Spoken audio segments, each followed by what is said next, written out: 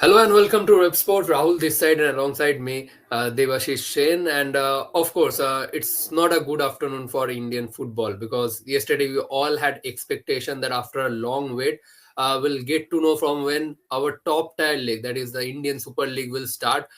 Because as of now, if we look back last year, the ISL has already started, and almost, we are in the first quarter of the ISL. But this season, the league is yet to start, and still, it's unclear, exactly from which month, whether this year or maybe from next year, the league will start. The top tier league of Indian football. Yesterday, we all had expectation. We waited till 5 p.m. because the tender that AIFF released for the commercial partner of the top tier league has failed to attract any bid. So we'll be discussing about that only in this video. The first thing that we'll discuss, we'll go to Devashida only for that. Devashida, why do you think that the AIFF ISL tender has failed to attract any bid from any of the companies? Because we all know that four companies were there in the pre-bid press conference, but none of them finally bidded for the ISL tender. Yeah, Rahul, obviously the first and foremost clause that I think that was objectionable for the bidders was means AIFF had created a six-member governing council, and obviously whoever is the bidder, whoever got the rights, and they had no control whatsoever as far as the rights. So, and that is where the main objection, because even if the rights had gone to whichever bidder, in this case the bidder, the AIFF has so not attracted a single bidder. But having said that, obviously, despite the company investing, despite the bidder investing a huge amount of money, eventually the decision making lied with the AIFF, I mean the governing council. Out of the six members, only one representation from the bidder. So that is clearly objectionable. That is where the bidders found it did not found it to be very inviable, and that is where I think is the main reason that they backed out at the last moment, and AIFF, the ISL tender closing without a single bidder. I think that was the key point, key clause, because none of the bidders say, if suppose FSDL, even if they invested in 37.5 crore, but eventually it would have been the governing council who would have been making the calls as far as what decisions they will be taking. So FSDL would have no say whatsoever, which was unlike what it was. So I think that is the main reason, Rahul. Absolutely, I think everything is in hand of AIFF. The term that they have proposed in the tender, I think the request for proposal. Uh, I mean the company who will invest, for as a commercial partner, they will have to shoulder the financial burden, but not the AIFF.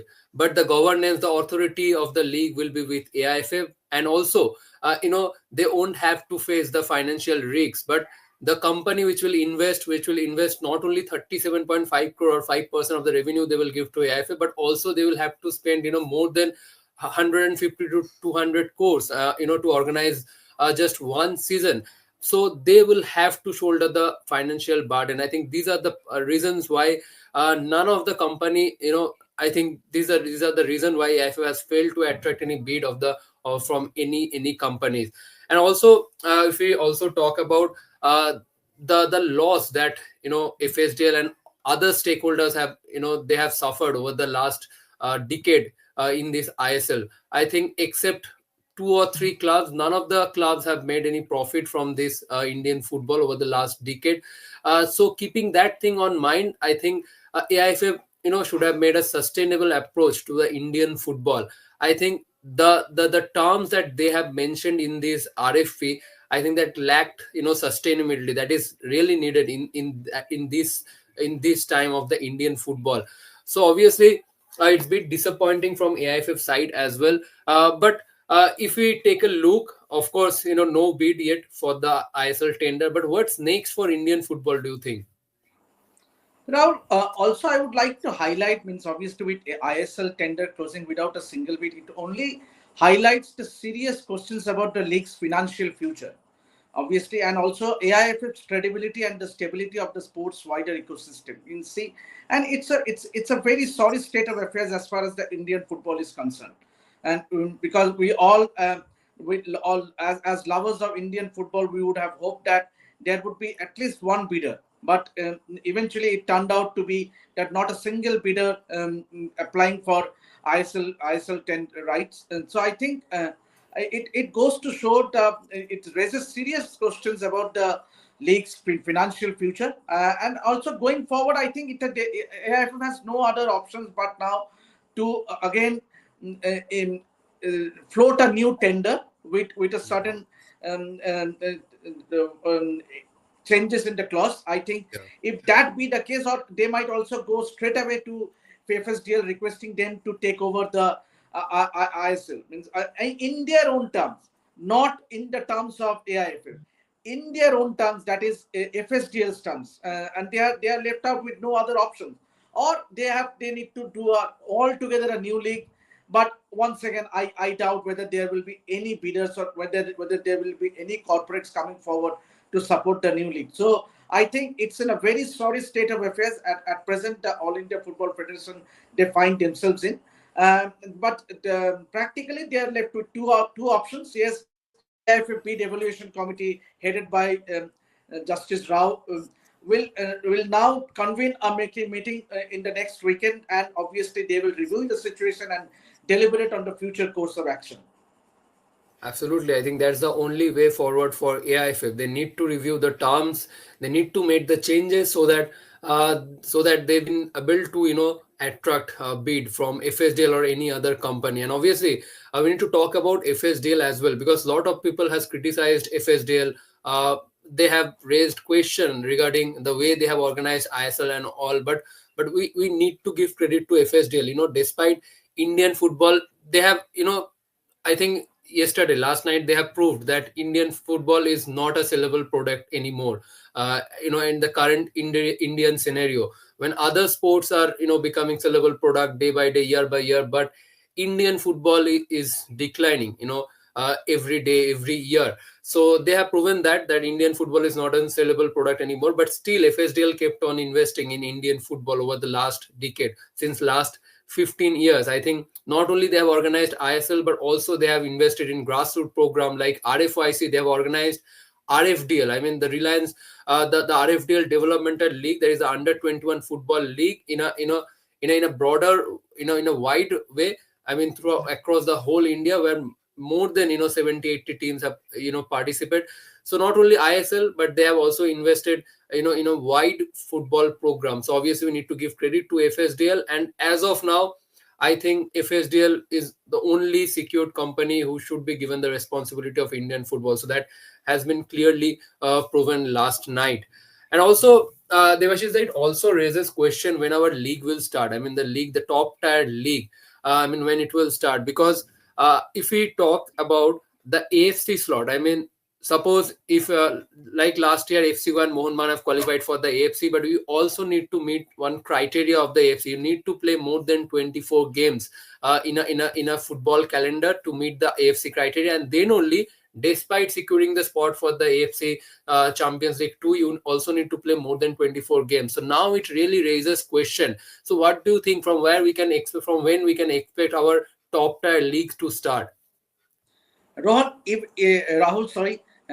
Even if the league starts, say mid January, I don't think that AIFA will be in a position to finish the ISL, say by May, by April end or May. So I think, and as you have rightly pointed out, that the minimum criteria to be eligible for a AFC slot, you need to play at least for 24 games. In this case, until and unless if the league has been played into a two-leg system, which has been the which has been followed in the past, I don't see the clubs will get an opportunity to play that many matches. And if it is a single leg league, if it is single leg ISL, then the clubs won't have an opportunity to play 24 matches, which is the basic criteria. So I think in all, it will depend when if at all the ISL starts, when it will start, because the clubs need to play a minimal of 24 matches, which I think if it is of a single leg league, that won't happen. That won't happen. And then I think whether if AFC will allow the All India Football Federation to slot in the clubs for AFC slots, that is a question that needs to be answered. Absolutely. So it says that Indian football is totally in turmoil. AIFF is yet to attract any bid for its commercial tender, to organize the top tier league, that is the ISL, and the worst sufferer are the clubs and also those players, support staff, and everyone, who is involved in this whole football fraternity. And also, I need to mention another point before finishing this video is that uh, the first meeting, for the renewal of the MRA agreement, which took place in November last year, and after that another one or two meeting took place, I think around March or around February, but nothing worked out between AIFF and FSDL. But also FSDL proposed a different kind of structure to AIFF to organize the top tier league, much like La Liga and Premier League, where all the stakeholders will be involved and all the stakeholders will earn revenue as well. In Premier League, not only the federation but also the company which invest, I mean the commercial partner, also the clubs are also involved. So that kind of proposal was given by FSDL to AIFF, but AIFF didn't accept that, but instead they chose to go for a commercial partner in this kind of way. But nothing worked out for AIFF, and as I mentioned, the worst sufferer are the clubs, the players, support staff, and everyone. And hope the things will be solved, in very shortly. And again, our Indian football team, our Indian football will back to like it was previously, and hopefully everything will be solved soon, and our top tier league will start very soon. So that's it And for now. if I may just add, Yeah, if I may absolutely. just add, obviously, uh, um, if suppose there are no bidders, means obviously Yeah, it's in what concerns me is that the main crucial pillars such as grassroots developments or the yeah, national team planning or true, the league administration could be hit hard, means with absolutely, AIFF failing to find a bidder. And so it will not only the ISL, there's a huge question mark on the ISL, but also the grassroots developments of the national team true, planning, because the amount that the AIFF used to receive from FSDL, that was spent on the national team planning or the grassroots development. Now, what will happen to that? What will, and also the IWL and the I League, IWL, Indian Women's League, and I League, the future. So everything is related, Rahul, if you ask me. So, and what is more shocking is that there is no bidder for an amount of 37.5 crore annually.